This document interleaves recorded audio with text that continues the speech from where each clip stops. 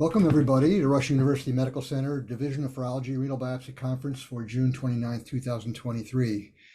We've been off a while. We've had fellow debates, we've had graduations, we've had vacations. I think we've got finally enough people around to do this, and hopefully we can be a little more regular. It seems like forever since we've been together, and we want to get back on course. So I'm glad everybody's joining us today. We've got a good case. It's a lot of interesting questions. It's my case, and I'll be reading the protocol. We don't have a CME activity today, code today.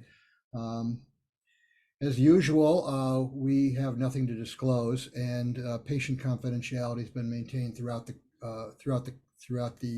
presentation with dates and age, etc. Some things we have to keep in there because they're actually very clinically relevant. But as much as we can, we try to preserve and protect the patient from any identifying information. And I think I'll start with the protocol. The patient is a 60-year-old non-English speaking Asian male referred for proteinuria. He noticed leg swelling about a month prior to that. He has a diagnosis of diabetes and hypertension for 3 years, but had minimal medical care preceding those diagnoses. I was able to find only limited prior lab work with a urinalysis from 4 years ago, which had 2+ proteinuria, no blood, and a serum creatinine of 0.7 3 months ago. Other than his edema and bubbles in his urine, he was asymptomatic. He took losartan for hypertension, a statin for hyperlipidemia, temsulacin for BPH, metformin, and glipizide for his diabetes. He started Bumex for edema a few weeks ago, and the edema had resolved very quickly. He did not any non-steroidal use, but took several Chinese herbals. These were all in Chinese and really could not be translated. I had limited translation ability even with the patient's family. He's never had a colonoscopy, and he has no history of retinopathy. He did see an ophthalmologist, so this is an ophthalmology, no retinopathy exam. Labs done in his PCP office prior to seeing me at a creatinine of 1. It had been, like I said, 0.7 3 months ago. Unclear if that's significant or not. An albumin of 1.7, and his urinalysis had large blood with 50 to 300 red bloods per high power field and a dipstick proteinuria greater than 300, although this somewhat changes as we go through the case. His past medical history is that of his diabetes, hypertension, and BPH. His no past surgical history, no family history of renal disease. He doesn't smoke or drink. He has no allergies. He takes atorvastatin, bumetanide, losartan, temsulacin, metformin, and glipizide. And as I said, he often takes one of several herbal medications, but as they were in Cantonese, and they really couldn't tell me what they were. It's something he just does. It's not anything more recent than it had been. On physical exam, his blood pressure was 120/60. His heart rate was 94. His respiration rate was 16. And his temperature was 96. He was 5 feet 1/2 inch, and he weighed 140 pounds. He was alert, head and neck unremarkable, lungs were clear, cardiac exam unremarkable, abdomen was soft, non-tender. He had no rash, and he really had no edema, but he clearly had described it, which brought him to his attention a few weeks prior. On laboratory exam, his sodium was 140, his potassium was 5, his chloride was 97, his bicarb was 26. His BUN was 26, also in his creatinine was 2.5. His blood glucose was 68. His albumin was 1.3 grams per deciliter. His total protein 4.9. His calcium was 8.8. Total bili, alk phos, ALT, AST were all normal. His cholesterol was 178. His hemoglobin A1C was 7.5%. His CBC showed a normal white count of 9. A normal differential, his hemoglobin was 13. His platelet count was 450,000. His urinalysis had a specific gravity of 1.008, a pH of 6. On dipstick, there was 4+ protein, trace blood. Now, remember, it was large blood before, and only 1 red blood cell now, and 12 hyaline casts. His protein creatinine ratio was 8 grams per gram. His albumin to creatinine ratio was 4.8 grams per gram. Hepatitis C surface antigen was negative. Hepatitis C antibody was negative. It's not in here, but HIV was negative. Anti-PLA2R antibody was negative. ANA, ANCA, MPO, PR3 were all either normal or negative, and his complements were normal as well. He had a serum and urine immunofixation, which were without a paraproteinemia. I had ordered serum-free light chains, but they were never done. A chest X-ray was normal, a renal ultrasound was unremarkable, and a percutaneous biopsy was performed. Any questions about the protocol before we get to poll one?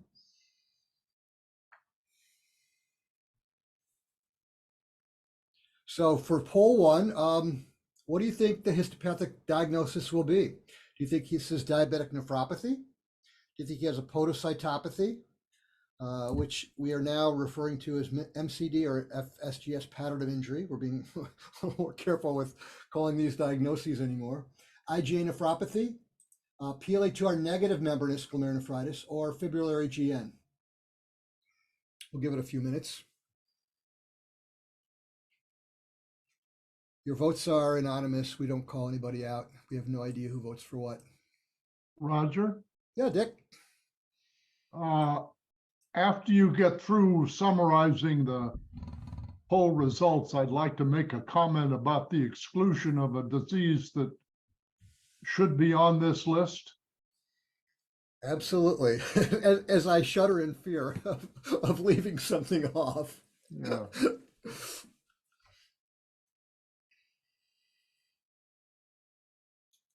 Pretty good.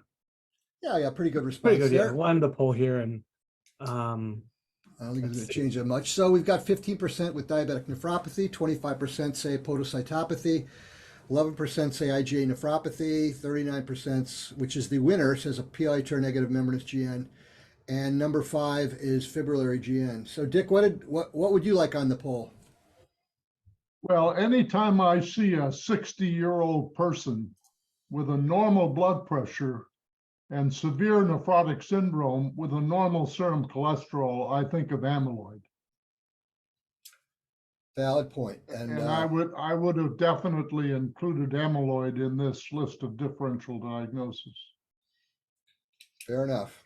You don't have a serum-free light chain, so serum protein electrophoresis doesn't rule out amyloid. I'm obviously, if the urinary fixation is negative for any light chains at all, it makes the diagnosis much less likely. And LEC2 amyloidosis doesn't occur very often in Asian patients. So I'm not saying that I think that's a high probability of amyloid, but just those 3 clinical findings: normal cholesterol, normal blood pressure, and nephrotic syndrome in a 60-year-old always raises amyloid.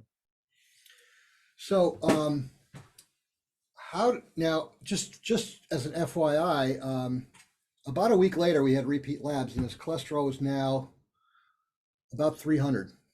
Okay. Which I find very interesting. I don't know why it wasn't elevated the first time and it was more elevated the second time. And that may or may not change things, but I did think that was interesting, that it changed so markedly in such a short time. So also kind of surprised with his edema, but or lack thereof. Anyway, let's discuss the case. I'm going to hand this over to Dr. Corbett. Dr. Corbett, why don't you tell us what you think is going on in this case? Can you hear me? Can you hear me? Yes. yes. All right. So I meant to ask a question. I don't know if somebody else did already. I assume there's no diabetic retinopathy. It was in the protocol. He was. Oh, I'm sorry. Ophthalmologist, and there was no retinopathy. My bad. I was like glancing all over because I was trying to figure out what my differential was going to be as you were reading it.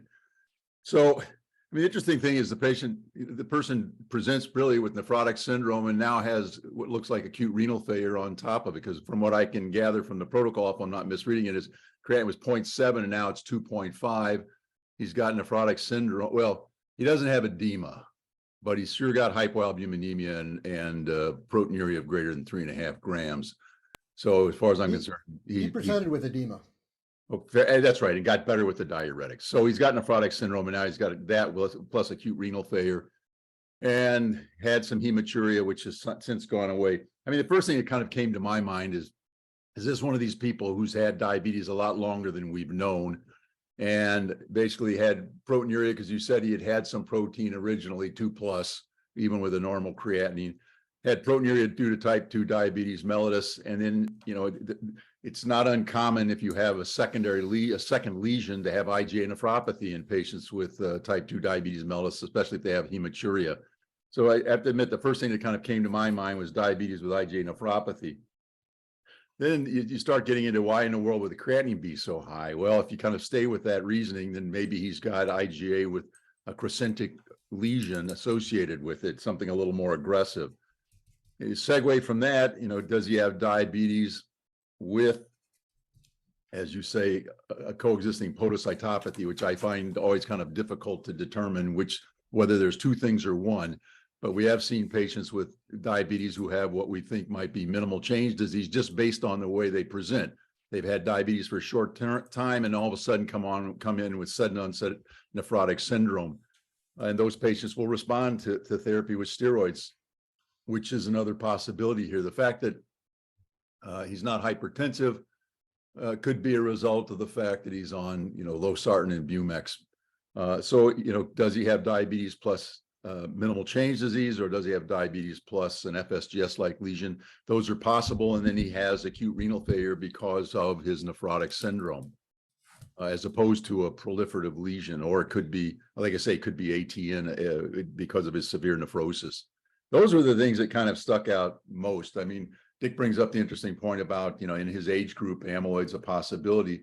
Then you still have to explain, why did he develop acute renal failure so quickly? Because at least as I read this, he developed, acute kidney injury fairly quickly. I could launch into a bunch of other things, but those are the ones to me that just stand out. It's just my own bias. I have this feeling that he's going to have a diabetic lesion. He could have these other things without the diabetic lesion, but that's kind of where I was going. Okay, Bill, you want to add anything to that? Yeah, I think knowing what Dick said, I'm better put amyloid pretty high up on the differential. But I was thinking similar lines that, it always comes up, when do you biopsy a patient with diabetes? And the answer is always when you're expecting to find something other than diabetes. And the studies on it are quite interesting. There was a recent study done in 2021 that showed that half the time when you biopsy someone with diabetes is at a non-diabetic lesion, but that's a significantly biased study because people are biopsying those patients looking for other lesions.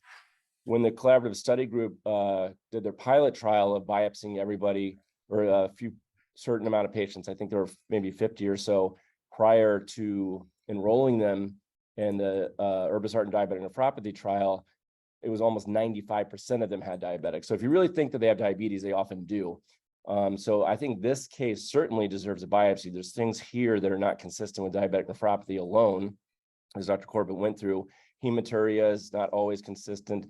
Relatively rapid onset of nephrotic syndrome, his low serum albumin. I think all those are very good reasons to suspect a non-diabetic lesion.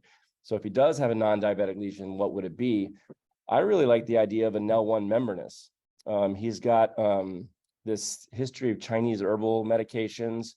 We know NEL is associated with, I think it's what's called lipoic acid and other medications, especially of Asian descent. We know NEL1 is also associated with cancer, but it's also possible that patients who have cancer also take a lot of herbal medications. So I'm not quite sure what all the associations really are, but I do know there's a significant association there. And Bill, didn't you have a case with some odd herbal intake? And yes, that's right. It was a Filipino man who had gone to the Philippines and had some stuff for a cold. It wasn't lipoic acid, but we weren't able to narrow it down to what it actually was. He had a rapid onset of NEL1 membranous and also a rapid resolution of the proteinuria once he had stopped it. So in this patient, I'm not sure he stopped his meds or these herbals or not. And I don't really know if the ones he's taking can do it. But certainly that association is deserves mention. And I kind of like that as my number one. I also like the idea of an IgA nephropathy, and if he did have that, I would expect that he'd have foot process effacement, so possibly with a podocytopathy. And then I think, a primary podocyte lesion is always in the differential too, like an FSGS or minimal change. When I see hematuria along with nephrotic syndrome, I usually also think about an MPGN pattern of injury. There's nothing really clinically that fits that here, so I just mention it because that's one of my crossover differentials. I don't know what to make of that hematuria because it was pretty prominent and then it went away like completely, and just a matter of couple of weeks. So it's hard Kind to of made say. me think a little bit more of IgA because of that. Maybe he had sort of like a gross hematuria episode, and then it was a lot on the UA, and then later on the gross part was gone or something. I don't know. I was kind of thinking about that too, but I don't have a great explanation either. By lipoic acid, Bill, you're talking about aristolochic acid in the Chinese herbal medicine, or? Well, I'm glad you brought that up. The classic herbal nephropathy is aristolochic acid, and that's not nephrotic syndrome. That's more of a tubular interstitial disease. I think it's lipoic acid that's associated with NEL1 membranous. That's right. You know, it's funny you brought up this whole business of biopsy and what people have, and I know you've reviewed that quite a bit as doing the diabetic nephropathy segment for the board review course. It's funny, I went back and looked at my consult, and you know, when I saw the guy, it was a pretty straightforward consult. You know, he had proteinuria 3 years ago, and I said, well, he's got diabetic nephropathy. Pretty classic, and I mean, I must have been ignoring the blood because that's a little atypical, but I, you know, didn't really expect much until, you know, a lot of this other stuff came back. He's in renal failure, and everything completely changed. And I went from, you know, it's just diabetic nephropathy, no big deal, to getting him in to get a biopsy like fairly rapidly. Dr. Glassick, before we spin the wheel, what do you think of this is?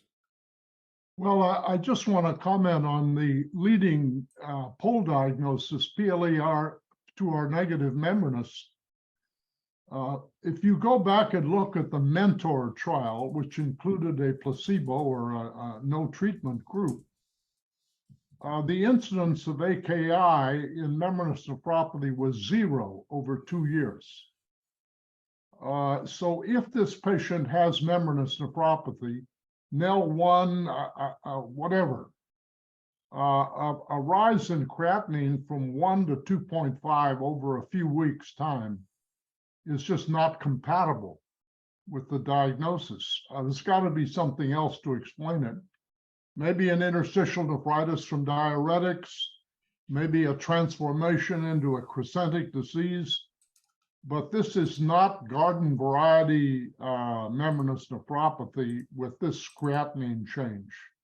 It was never seen in Mentor with 2-year follow-up. And so there's something else going on. I guess the possibility we always talk about is renal vein thrombosis, but well, it would have to be bilateral, Roger, and that is so rare as a cause of AKI. I mean, I suppose it's possible, but I wouldn't think it's very likely. Or a crescentic membranous, which is, again, you know, kind of right. Unusual. That's much more common. Yeah. I wasn't really, it's interesting. I'm glad you brought that up because I honestly, I was just kind of thinking he got put on a lot of diuretics and bumped his creatinine, but you're right. I think that's a little bit more than what you'd expect from a lot of diuresis alone. I don't know.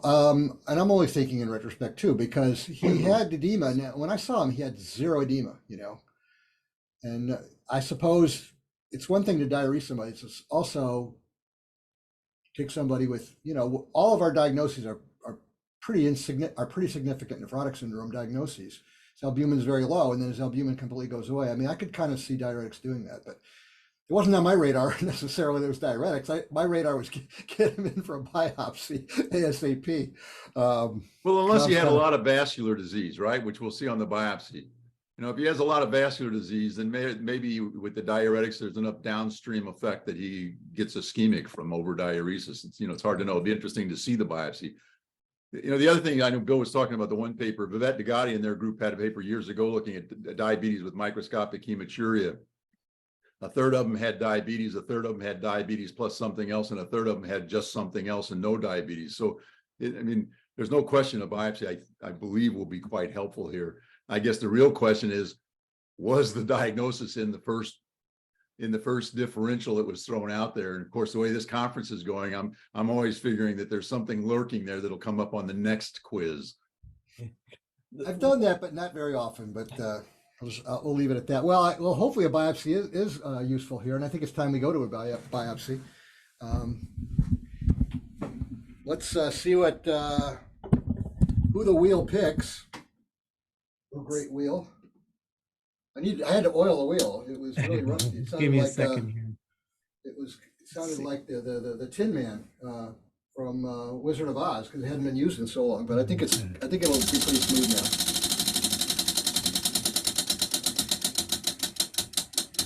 Well, we're off to see the wizard.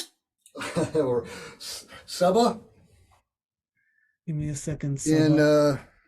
in about a week. Saba's going to be a second-year fellow. All we'll right, have should new be able fellows. to unmute yourself. For all intents and purposes, they already are. The other ones are long gone. I missed him already. Can you guys hear me? Your audio is a little choppy. Still? Yeah, much better. Okay. Okay. Give me a second here. Oops. There we go. I'll give you control. All right, go ahead and click on the screen. All right, you can advance the slides at the bottom. Remember, there's a lag.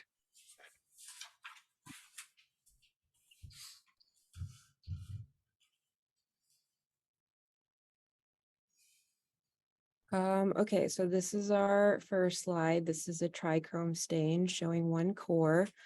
I see a few glomeruli here. It's hard to say much else about them. And then just looking for the blue staining for any fibrosis. And I see some, but not a whole lot. So maybe like 5 to 10%. Yeah, that's pretty minimal. That's kind of an interesting cut because it goes from it goes through the medulla, right? It goes from cortex medulla to cortex. I think Is that so. I what- think that's all proximal tubules. I don't see any medulla. Oh, the reason I said that, and I guess I'm wrong, but the way it looks so striated here, that always makes me think in the middle there that's medulla. But okay. Yeah. I think those are just cut longitudinally. Yeah. Thanks, David. Yeah.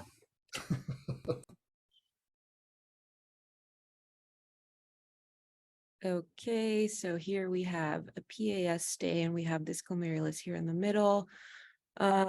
Bowman's capsule looks nice and closed. I don't see any breaks. I don't really appreciate much hypercellularity or much mesangial expansion.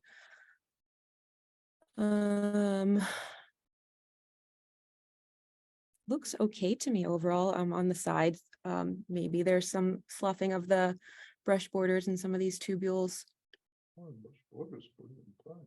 Yeah, the glomerulus, I agree with you. It looks normal. And then what structure is that like at 5 o'clock outside the glomerulus to see the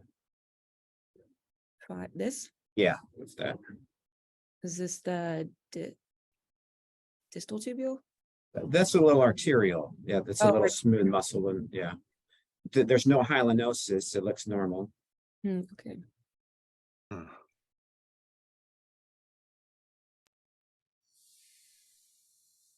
Hey, Saba, before you go on, can you go back that glomerulus, David? Or Yes. do you see any findings of background diabetic nephropathy?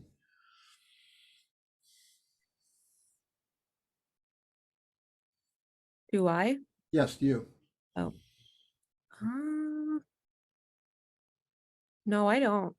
I mean, the things you'd be looking for would be, as David mentioned, in the arterial, there's no hyalinosis. That would be one thing in the arterial. You would see it in the afferent and the efferent, which of course we can't see, but if you saw both of them and saw hyalinosis in both, that would suggest.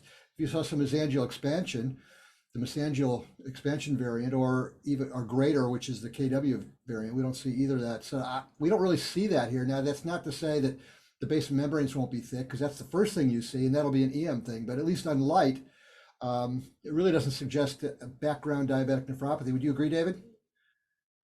Yeah. I mean, I agree with you, Roger. This glomerulus looks pretty pristine, doesn't it? Yeah. Pretty good. I'm sorry, you know what? I was distracted by that comment from the French person, so I kind of missed what you had said, Roger. But it looks like a normal glomerulus. Okay. You agreed with me. That's all I care. So we have another PAS stain here. I guess, almost a complete glomerulus. Looks like maybe there's some like clumped cells here, like hypercellularity. Otherwise, the capillary loops, for the most part, look open to me. And this area looks kind of thickened or scarred. I don't know if it's like maybe for early formation of something. Yeah, focus on that. All right. So, Well, where is it? so if this is the proximal tubule, then I would say it's near the proximal tubule. So Yeah, just look at where it's at, not even to the one to the right. You see how it's kind of how the Bowman's capsule is kind of spreading out there, going off to the left. Yeah. Yeah, I think you're right. I think that's the takeoff of the proximal tubule. Mhm. So then knowing that, how do you interpret what you're looking at right next to it? So this looks like a segmental scar, maybe like, Well, let's not go that far yet. What's outside of that capillary? That's right hugging up against the capillary. here. No, right there.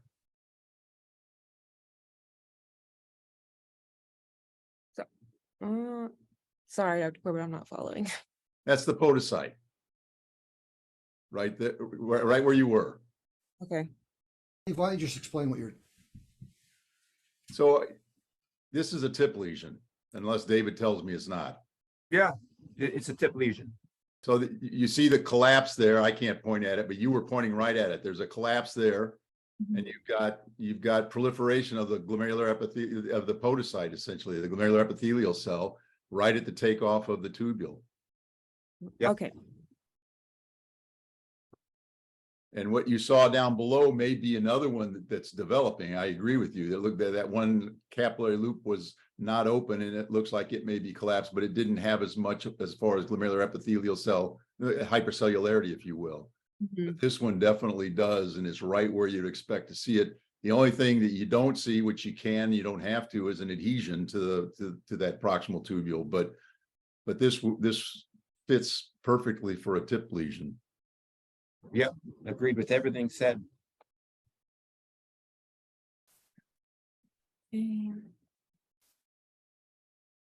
Okay, so again, we have another glomerulus here. Here, the tip lesion looks a lot more obvious to me, kind of leading into the proximal tubule. Yeah, here you actually have adhesion to the takeoff. Yeah, right there. Connection of the glomerular tuft to the origin of the proximal tubule. Yeah, so I would say this is another tip lesion. Yeah, and then just to the left, you could see some podocytes that are enlarged, as hyperplasia. And then do you know what those little red dots are? These red dots? Yeah. I'm not sure. Yeah, those are protein resorption droplets. Oh, okay, that makes sense. In fact, you could see them a little bit smaller in the tubule over to the left. Yeah. Yeah, Oh, keep going. Yeah, there you go. Yeah. here, okay. Yeah.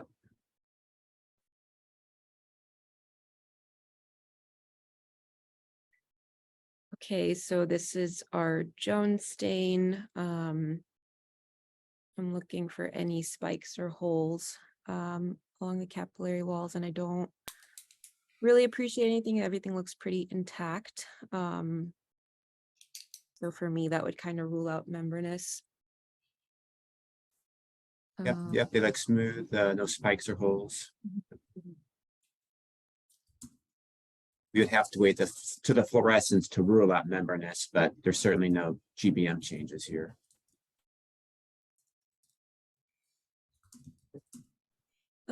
So this is an H&E stain. It's another core. This looks like a interstitial infiltration of some sort. Yeah, that's right, Saba. It was focal, but you can see it's kind of dense there in that area. In the cortex, and we'll go high power and see what the cells are. Okay, so this looks like a lymphocytic infiltration. Yep. Okay.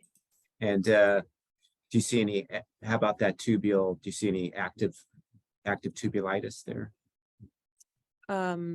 Is it this right? Oh, no, go back to where you were. Yeah. So most of those are tubular nuclei. Can you make out the lymphocytes there in that tubule? Yeah, the smaller black dots. There you go. That's consistent with tubulitis.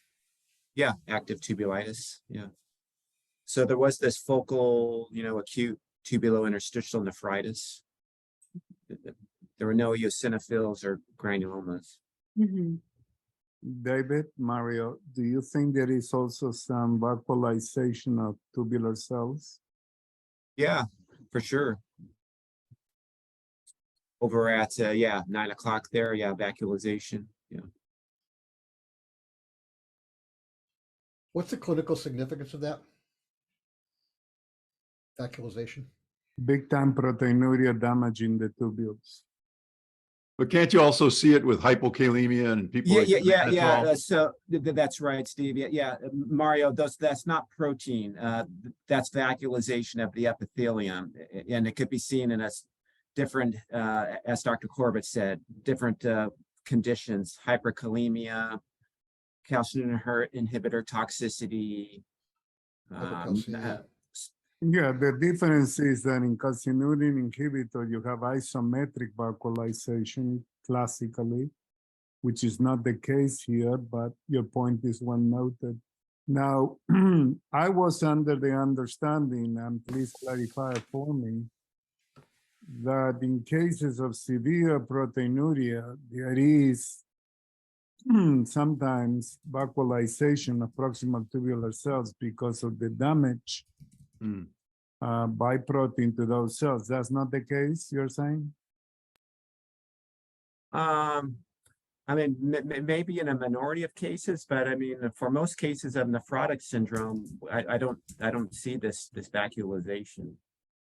Because at one point we used to call it proximal nephrosis in the old days to know that. But again, I may need to read more about it.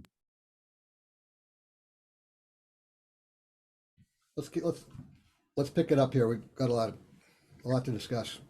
Okay, so we have another PAS stain. This is kind of looking at the tubules. I guess I see some loss of brush border and maybe some changes consistent with ATN. Yep, loss of brush border, slopping of epithelium, ATN, good. Yeah, sorry. Is this more of like the vacuolization you were talking about, or no? Yeah, that one's more in the lumen there, but there where you're at now, you can see vacuolization of actually the epithelium. Yeah. What's the other stuff that's in these tubules? Within the tubules, the stuff that's kind of all clumped together. She had them on her urinalysis too, or red, he did. Or red, is it? Highland Cass, I think. Yeah, Highland Cass. Yeah, let's move along. Yep. We're going to move along. Yeah, Highland Cass. Okay, this is a blue stain. Yeah, so this is a tuidine blue. So this is the specimen we have for EM. And we examine it because there's sometimes additional glomeruli, other findings. And in this case, there is a glomerulus there in the center. And I can make it, can you see, where do you think, the high limb is where your arrow was. Right here. So yeah, so opposite that is the origin of the proximal tubule. Yeah, and it looks like there's another tip lesion in this glomerulus also.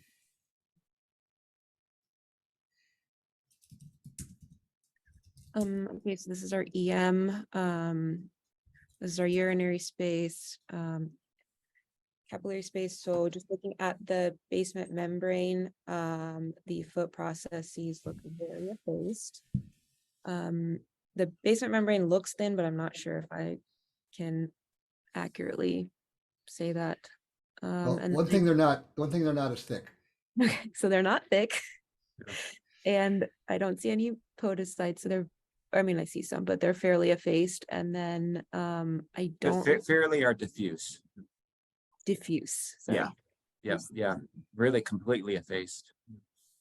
And then I don't really see any deposits in the basement membrane either. Good. There's the explanation for your creatinine. In my opinion, the foot process effacement is so diffuse here that the hydraulic conductivity of the glomerulus is severely disturbed. Mm. So even a molecule as small as creatinine and water are not moving across this membrane as nearly as sufficiently as they should. And I can only tell you, in my opinion, this is the cause of the reduced creatinine clearance. So Dick, you don't think the ATN changes that we saw? You can see ATN in patients with normal serum creatinines, the relationship between serum creatinine and histologic evidence of ATN. But when you see this severe, marked, diffuse, I think this is the reason why the eGFR is falling. Nothing to do with ATN, in my opinion. Just giving you my opinion. Let's go to the final diagnosis. Just go ahead. Okay, so my diagnosis would be I guess primary FSGS with a tip pattern of injury with the tip lesion variant. Yeah, good. I like the way you put that. A pattern of injury with a tip lesion, and we'll talk about that in a minute because there's a lot of to do about that. I think we have another poll now.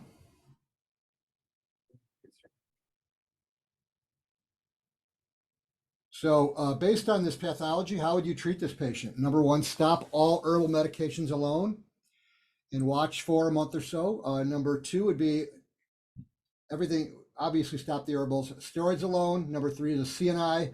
Number four is add SGLT alone. And number five is rituximab. I'm sorry, I might have missed it. The immunofluorescence was all negative? Yes. Yes, Mario. IF was All negative. I'm sorry. Really good point. Yeah, sorry about that. Thank you very much. Not a small point. We have amyloid in the differential, although it wasn't very amyloid-ish, but thank you. Well, the reason I'm bringing it up is because of this story that has come out of the Brigham on the dusting appearance of anti-nephrin podocytopathies. Yep. Which encompasses both minimal change as well as FSGS. No, I mean, at least we should have had a slide that said IF was negative. That's my bad. Regardless, I mean, there's 1,000 reasons, but it should not be left out. Okay, so here's our poll. We've got by far the 72% say steroids alone, and a few people are buying.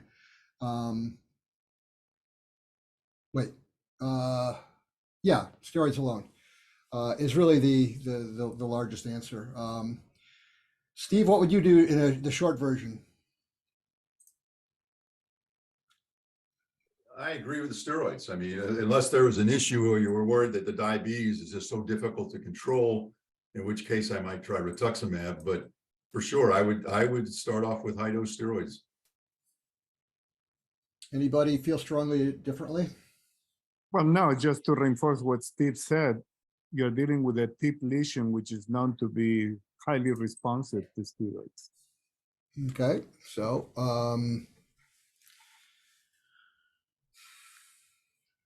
that's exactly what I did. I put him on prednisone 60 milligrams a day in addition to Eliquis and Bactrim 3 times a week. And here's his protein creatinine ratio. It kind of fluctuated up and down, but I gave it 3 months. His diabetes was not easy to control, nor was anything easy to control. And in fact, for someone who had no edema, he became very edematous, and that became a real challenge to manage his edema and his blood sugars. But 3 months later, we're nowhere. We have gotten no response, no even clue of a response. Next slide. And here you can see his creatinine did improve, with it came down fairly shortly after the biopsy and kind of has stayed now in the 1 to 1.3 range.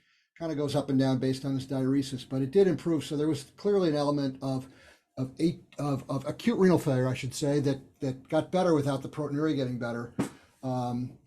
And his albumin, it dropped very precipitously, and it kind of came up. Interesting, when I saw him last week, even though his proteinuria is not really still in the high range, his albumin is now above 2.5. I think it's 2.6. I'm not ready to stop his anticoagulation yet, but if it stays up. But really, there's been no evidence that he's really responded. His edema, if anything, is worse.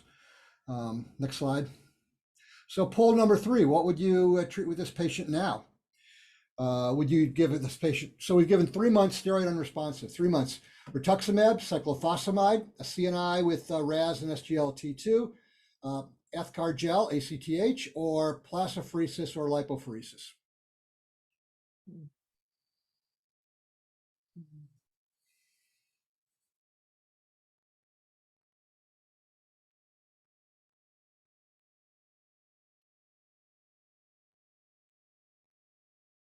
Interesting here. Let's see. Very interesting Yeah, results here. Exactly. Well, you'll see it soon here. Not what I expected, but good Boy. discussion. Did you put number 5 in the poll? Yeah. Nobody picked it. No one. 2 people. Oh man, am I not looking at this? Scroll down. There. Oh, you know what? You have to pull the screen down. Okay. Yeah. It All was right. there. It was my screen, my result screen. Okay, good. All right. So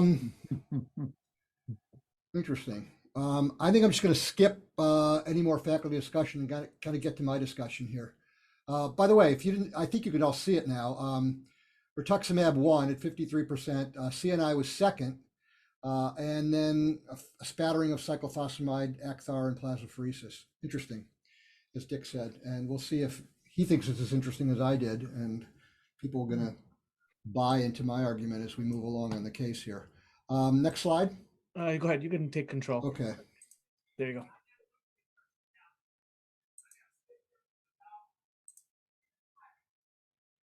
All right. So, focal sclerosis was first described in the 50s, and, pediatric patients that thought to have minimal change didn't respond to steroids. And when they did deeper cuts in the medulla, they found some segmental scars. And not a lot happened along this. I remember when I was a fellow, focal sclerosis was there's no term pattern of injury. We really didn't think that much about primary and secondary, or at least I didn't. I know Dr. Corbett had a lot of publications on this during that time, and with a bunch of the fellows, and looking at different variants and what it means and what response means, and what he had a paper on the tip lesion as well. But then in 2004, the Columbia came out with their classification. This is really a pathologic approach. I don't know how useful this is, but it did help us, I think, to decide at least where we are. Where I am now is I don't like to think of focal sclerosis so much as now what we the term pattern of injury, and we've got these different pattern of injuries which probably have very, very different pathophysiologies.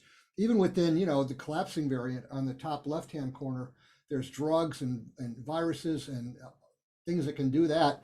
The cellular variant I'm a little confused with, because I thought that was what Dr. Schwartz described, and that Steve shaking his head is going to tell me why I'm wrong in a second, but that Dr. Schwartz described the cellular lesion. Or did you describe the cellular variant, Steve? Basically, it was the same. He called it the cellular variant because he felt that the pathology was in the podocyte as opposed to the collapse of the capillary loop. And that's where it was originally called the early lesion in his first abstract that he and Ed published. And they thought this was the early lesion that preceded the segmental scar, which is what you saw in patients that you followed that had recurrence post-transplant. Early on, you see nothing but diffuse effacement with the proteinuria.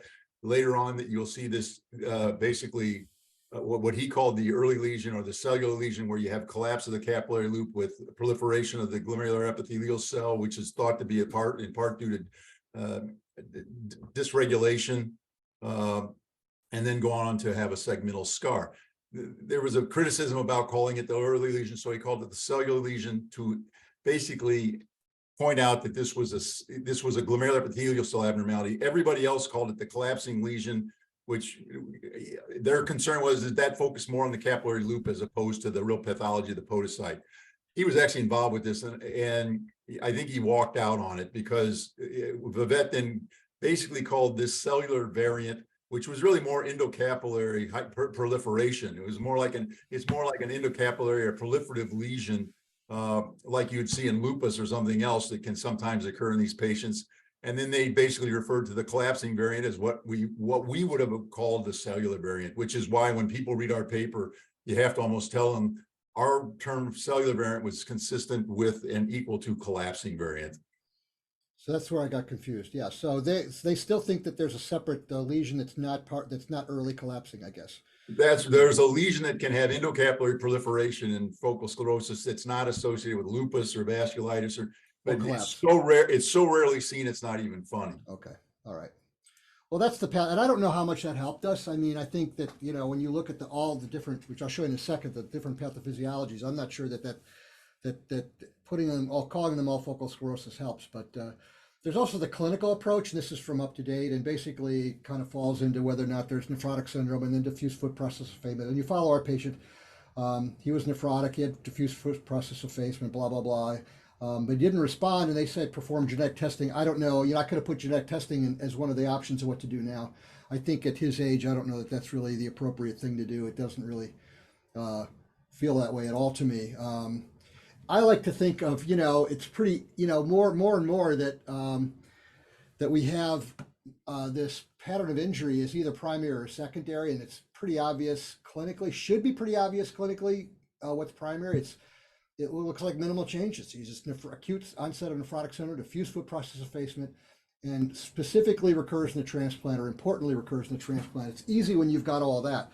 And secondary, typically non-nephrotic, and typically does not have diffuse foot process effacement and should not recur in a transplant. And this related to exposure to a number of drugs and viruses, et cetera. Reduction in renal mass, which was the kind of the basis for the Brenner hypothesis. And then there's another genetic protein abnormalities, podocyte alpha actin, et cetera. Also typically non-nephrotic or less nephrotic, and certainly should not recur. And then there's FUO, which I think is focal sclerosis of unknown origin. I made that up today, as opposed to the IDFUO. I'm so clever. If you look at this table, I'm not going to go over it, but I think it's interesting that this is in Up to Date, which can't be that up to date because Covan is not in here, but we got Hyvan and Parvan and Covan should be in here. But you could see with all these different causes, it's not a good idea to be thinking about just a lesion itself as a pathologic diagnosis. The question is, does TIP mean anything? Is it really relevant that we have even called something the TIP lesion? I think maybe prognostically it does. It tends to resemble minimal change clinically with more of an abrupt onset and tends to be more steroid responsive. But does that mean that you would treat it any differently? I doubt it. I know Dr. Glassick has kind of not welcomed to these terms as much, and at least to make a decision clinically. If you look at what the TIP lesion, at least from a prognostic standpoint, the freedom from end-stage renal disease is pretty well preserved if you have that. So it's a good prognosis. And then Steve, Dr. Corbett back in 1995, also showed the same kind of thing. If you had a TIP lesion, there was much less probability of bad outcome. And but I don't know if you responded or not, if this is just having a TIP lesion, or if you responded with the TIP lesion, you have a better outcome. Steve, you remember? We looked at one of the multivariate analyses took out the whole treatment thing, and then when you add prednisone to it, steroids become kind of the key factor ultimately in all of these things. Mm-hmm. Yeah, but I mean, if you don't respond to steroids, you maintain the good prognosis. No, we had that. No, they don't. They do poorly. Okay. There's another paper where we looked at the TIP lesions that responded and the ones that don't. The ones that don't do just as bad. And just as an aside, Howie, who originally described this, had a paper years later that basically suggested if you have pure TIP lesions and nothing else, you have a good prognosis. But if you have TIP lesions coexisting with segmental scars, those patients did very poorly. So, this gets back to what I think Dr. Glassick always talks about. I mean, this classification has a lot of shortcomings. I mean, we use it because with broad strokes, it kind of gives us some sense of, how we think they're going to do. But at the end of the day, nothing, these things don't always go true to form as we might think they would. And just like I say, the thing, tip lesions that we think portends a good prognosis, don't always. And if, I go back to this again, the person that kind of nailed this years ago was Renee Habib. If they don't respond to steroids, they do bad, no matter what you've got. So, in spite of this supposed better response to the tip lesion, as this patient was unresponsive and falls into now the steroid unresponsive nephrotic syndrome. And that kind of leaves us with what to do next. I bring back this paper from Dr. Savin from 1996. This was quite a big deal when it hit the New England Journal of Medicine. And it was kind of the idea that because nephrotic syndrome in patients with renal transplant from focal sclerosis, it can occur very rapidly. It's been even described as soon as the kidney is hooked up, that they'll have proteinuria on the operating table, which, what else could it be but some circulating factor that affects the podocyte almost immediately. So she developed an assay with glomeruli and checked the permeability that would change if you expose that glomerulus to serum from patients with or without FSGS. And you could see what they have is an albumin oncotic gradient. It basically tells you what the permeability is. And so when they would expose these glomeruli to serum with normal subjects, it markedly changed the permeability when you used the serum from focal sclerosis. And so that basically was another indirect measure of that. We kind of knew this in a way because plasmapheresis had been used for these recurrent diseases, but also the likelihood of recurrent in transplant went way up with as the permeability activity changed. So that was strong. But the problem is there wasn't a lot happened after that. We thought that the next paper in a year would be that someone identified the permeability factor, and to this day it still really hasn't been figured out. I know that Supar was thought to be the great permeability factor, and that kind of fell to the wayside. Dr. Reiser had done a lot of work on that, and that didn't really pan out. But it is felt to be a lipoprotein for the most part. And so a lot of people have looked at, let's try something like either plasmapheresis or lipopheresis. And there really is, I don't know that there's a trial. So I'm sure my audience will tell me if there is. It's mostly case reports.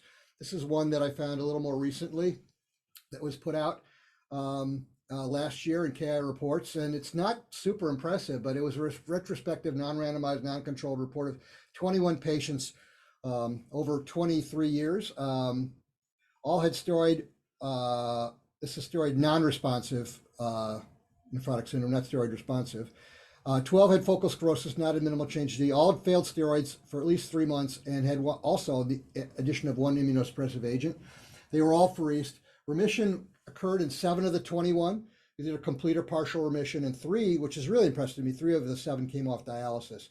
And among other things, proteinuria, age, there are a lot of factors that kind of predicted response, although it's hard to say anything with such a small n. But they did find that if you delay the plasmapheresis for over a year, they found a much decreased response. So that really leaves us, where does that leave this patient? I didn't add anything. I just went from steroids. Now I have to decide, am I going to add something? Am I going to put him on a CNI, Ectar gel, or Plex or lipopheresis? And I would, let me ask Dick, what would you do, Dick? Well, the only therapy that is approved by the FDA for such patients is lipid apheresis. None of the other drugs on this list are approved by the FDA. The evidence for efficacy of MMF, rituximab, and CNIs are really very, very low. Actar gel, one observational study that suggested that it might be effective. They tried to do a randomized control trial, it failed. So in my opinion, the only option for which we have reasonably good evidence of efficacy is lipid apheresis. And if you don't have that, plasma exchange. Is that what you would offer this patient? I would. And so you were one of the 2 people in the poll that picked that, I suppose. I would love to know who the other was. I had approached this that, all along that I was going to treat this patient with a CNI and, maybe get the proteinuria down and buy some time. But the more I thought about it, the more I thought that, you know what, and then when I read this paper that, time is a factor here, if appears to be the factor here, if pheresis is going to work. And I know that's true with transplants, I believe, if you wait too long. Yeah, I mean, Mario can talk to this, but in transplant, where there's the best literature on plasmapheresis, if you don't freeze them within the first few weeks of their recurrence, their likelihood of responding to this goes way down. And once they develop segmental scars, and this Patrick Neoday and others have published on this years ago, their likelihood of responding to pheresis goes way down. I mean, so you have a very narrow window. And in general, in people with, what we would call primary or idiopathic FSGS, pheresis has generally been not useful at all. And like you showed, I mean, there's 21 people over 20 years. I mean, that's talk about a select group of patients. Mario, what's the protocol you use when you pherese somebody I suspect it's regular plasmapheresis when you pherese somebody for recurrent FSGS in a transplant? Well, there is no agreed upon protocol as usual. Is center dependent. In general, it's done daily for a week, and then thrice weekly till you see a response. And many of them do require long-term pheresis. I know we had a patient who many years back, but it was a really, really excellent patient that had, he had lost 2 or 3 transplants, a young kid. And finally, with the last one, they got the idea to start pheresing him, and he kept responding, and then it would come back, and then it got to be all it would require like 1 treatment a month, and it would go away. And I think now it's many, many years out, and he hasn't required any, which is really interesting. That whatever it is, burn out, for lack of a better term. I had no idea what the protocol was. When I inquired about doing pheresis, our heme pheresis person said that they would do 3 days in a row and then 3 times a week from that point on. I suspect with a transplant, you want to be more aggressive. You certainly don't want to lose a transplant. But I like you said, I don't know. But that's what I'm going to offer this patient. That's what I talked to them about yesterday. They're thinking about it. I don't know if I can get lipopheresis. I think, is that a special column? Is that the way it works? Is it an immunoabsorption column, or is Yeah, no, it's the same method that's used for LDL apheresis in patients with familial hypercholesterolemia. The device was designed not for nephrotic syndrome, but for familial hypercholesterolemia. And it removes lipids more effectively than, say, immunoglobulin G. And it is approved by the FDA for treatment of patients with treatment-resistant FSGS, both in adults and children. No randomized control trials. Correct me if I'm wrong, but I thought in the KDIGO guidelines, both in 2012 and even now, the second-line therapy or therapy for steroid-resistant FSGS was calcineurin inhibitors. I'm not saying that it's FDA approved, but based on the data from Dan Catran and others, I thought that's what was, and even the NIH, I thought that was ultimately what's been accepted as the second-line therapy, or as the therapy in those patients. For sure, you don't give them cyclophosphamide, but I thought calcineurin inhibitors were the next step. Well, that may be what even KDIGO says. I don't know, but I think no, I know it's what KDIGO says, but I'm trying to think outside the box here and be a little more aggressive. And I like this idea. I think that I don't know that calcineurin inhibitors are going to be a cure for anything. It may keep them non-nephrotic, but I'm trying to, my idea here is to get rid of this, whatever it is, and go all the way. But the data is not great on this, but I may do that and put him on a little bit of a low dose CNI. I haven't really figured it out yet, but I'm definitely going to do some kind of plasma removal, and I'll have some idea and I'll report back at some point. But I mean, my point here was just to kind of tell you that, to make the point that steroid unresponsive nephrotic syndrome is not a good thing, and most everything we have doesn't work very well. And I think that CNIs are better than nothing and will probably keep you off dialysis for a while, but I don't know. I don't have as much experience. And I know, Steve, you've written a lot about this, and I know you're right. but I really want to give this a shot. And I think to me, it's kind of an exciting, and I don't think it's experimental. I don't think I'm doing him a disservice. I certainly don't think I'm going to lose any ground. I'll give it, a couple months and we'll see where we are. You said his creatinine got better, so that's a good thing. Yeah, his creatinine's like his 1.4, and he's actually fairly strongly diuretic. Which may be why his proteinuria increased as his GFR improved. It's interesting that the albumin actually was improving too. So it'd be curious to see what happens in the next weeks or so, whether this, some of these people took 16 weeks out.